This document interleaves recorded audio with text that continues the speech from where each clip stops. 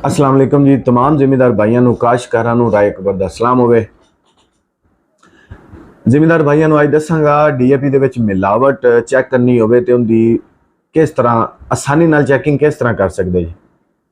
ਯਾਨੀ ਕਿ ਡੀਲਰ ਦੀ ਦੁਕਾਨ ਤੇ ਤੁਸੀਂ ਖੜੇ ਜੇ, ਡੀਏਪੀ ਤੁਸੀਂ ਲੈ ਲਈਏ, ਤੁਸੀਂ ਕਿਸ ਤਰ੍ਹਾਂ ਚੈੱਕ ਕਰੋਗੇ ਡੀਏਪੀ ਦੇ ਵਿੱਚ ਮਿਲਾਵਟ ਹੈ 1 ਨੰਬਰ ਹੈ ਜਾਂ 2 ਨੰਬਰ ਹੈ।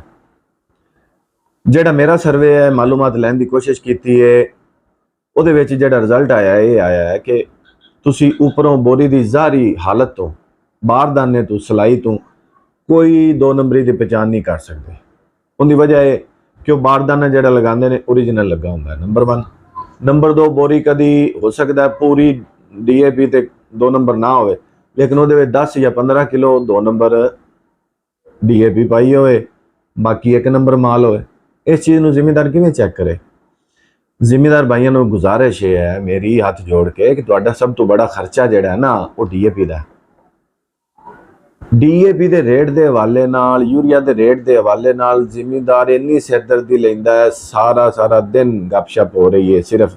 ਲੇਕਿਨ ਇੱਕ ਚੀਜ਼ ਤੁਹਾਡੇ ਹੱਥ 'ਚ ਹੈ, ਜਿਹੜੀ ਚੀਜ਼ ਤੁਸੀਂ ਖਰੀਦ ਰਹੇ ਜੇ ਉਹਦੀ ਕਦੀ ਕੁਆਲਿਟੀ ਚੈੱਕ ਕਰਨ ਦੇ ਹਵਾਲੇ ਨਾਲ ਸੀਰੀਅਸ ਸਿਰਦਰਦੀ ਕਿਉਂ ਨਹੀਂ ਲੈਂਦੇ ਜੀ? ਇਹ ਬਹੁਤ ਬੜਾ ਖਰਚਾ ਹੈ। ਇਹਦਾ ਇੱਕ ਆਸਾਨ ਜਿਹਾ ਤਰੀਕਾ ਤੁਹਾਨੂੰ ਦੱਸਣਾ, इंशाल्लाह ਤੁਹਾਨੂੰ बड़ी मदद मिलेगी। सब तो पहली चीज़ ये है कि ये जानना जरूरी है ਤੁਹਾਡੇ वास्ते कि डीएपी ਦੇ ਵਿੱਚ ਮਿਲਾਵਟ ਕਿਹੜੀ ਖਾਦ ਦੀ ਹੋ ਸਕਦੀ ਹੈ। ਆਮ ਤੌਰ ਤੇ डीएपी ਦਾ ਜਿਹੜਾ ਦਾਣਾ ਹੈ ਕੈਲਸ਼ੀਅਮ ਅਮੋਨੀਅਮ ਨਾਈਟ੍ਰੇਟ ਗਵਾਰਾ ਖਾਦ ਦੇ ਨਾਲ ਮਿਲਦਾ ਜੁਲਦਾ ਹੈ। एसएसपी ਦਾ ਵੀ ਦਾਣਾ ਤੁਹਾਨੂੰ ਸਕਰੀਨ ਦੇ ਉੱਪਰ ਮੈਂ ਦਿਖਾ ਰਿਹਾ। ਇਹ ਦਾਣਾ ਗੋਲ ਹੈ। डीएपी ਦਾ ਤੇ ਗਵਾਰਾ ਦਾ ਦਾਣਾ ਇੱਕੋ ਜਿਹਾ ਹੈ, ਸਿਰਫ ਕਲਰ ਦਾ ਫਰਕ ਹੈ। अगर गवारा दे दाने दे उपर कलर लगा दिता जाए तो वह अगर डीएपी दे विच मिक्स कर दी जाए, बारदाना ओरिजिनली लगा दिता जाए तो जिम्मेदार नूं किस तरह पता चलेगा? इस वजह तो ये चीज़ मैं तुहानूं अज डिस्कस करना। सब तो पहले की काम करना है, तुसीं एक सैंपल लैन वाला चप्पू जिहा हुंदा लंबूतरे जे शेप का, वो सिर्फ बंबू जिहा हुंदा है, सिर्फ सैंपल लैण वास्ते बोरी चों। ਉਹ ਤੁਸੀਂ ਬੋਰੀ ਦੇ ਅਗਰ ਤੁਸੀਂ 10 ਬੋਰੀਆਂ ਡੀਏਪੀ ਲਈਆਂ ਨੇ ਤੇ 2-3 ਬੋਰੀਆਂ ਨੂੰ ਚੈੱਕ ਕਰੋ।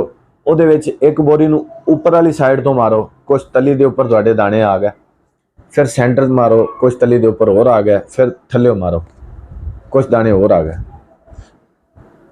ਪੂਰੀ ਦਾਗ ਦੇ ਵਿੱਚੋਂ 1-2 ਬੋਰੀਆਂ ਚੈੱਕ ਕਰਨ ਨਾਲ ਹੀ ਤੁਹਾਨੂੰ ਪਤਾ ਚੱਲ ਜਾਣਾ। ਉਹ ਜਿਹੜੇ ਤਲੀ ਦੇ ਉੱਪਰ ਦਾਣੇ ਆਏ ਨੇ ਉਹਨਾਂ ਰੱਖ ਦਿਓ ਇੱਕ ਜਗ੍ਹਾ ਤੇ, ਥੋੜੇ ਜਿਹੇ ਦਾਣੇ ਲੈ ਕੇ ਤਲੀ ਦੇ ਉੱਪਰ ਮਲੋ। अगर तली के उत्ते कोई रंग लगता पाया है, कोई काला तेल लगता पाया है, तो फिर यह शक आ गया तुहानू कि इहदे विच कोई मिलावट है। दूसरा टेस्ट, थोड़ा जिहा पानी लै लो, पानी दे विच उहदे च दाने पाओ। डीएपी का दाना मुश्किल हल होएगा। अगर कोई गुबारा दा उहदे विच मिक्सिंग की हुई है, या तो उहदा कलर उपर वाला उतर जाएगा या उपर तेल लगा तो वह उतर जाएगा। वो तुहानू उस वक्त पता चल जाएगा कि इहदे विच मिलावट है। नंबर 3, दाना तुसी लैके एक दाना लैना डीएपी का, उन्होंने जुबान के उपर रखना। ये नमकीन जा टेस्ट देगा, अपना एक खास जायका नमकीन जा देगा। अगर गवारा है, गवारा का जोड़ा जायका वो दाना या तुसी रखोगे ठंडक पैदा कर देगा, बिल्कुल जुबान ठंडी हो जाएगी। वो तुहानू उस वक्त पता चल जाएगा कि ये जोड़ा ना जी ये कोई और चीज़ है, डीएपी नहीं। मैं जिम्मेदारों की तजवीज़ करना। नंबर 1, डीएपी का दाने का जोड़ा नक्शा अपने दिमाग के स्टोर कर लो। ये दाना किस शेप का है, इनकी नुकरां किवें दियां ने, कलर का कोई ज़हन च नहीं रखना। कलर मुख्तलिफ डीएपी आ सकते हैं।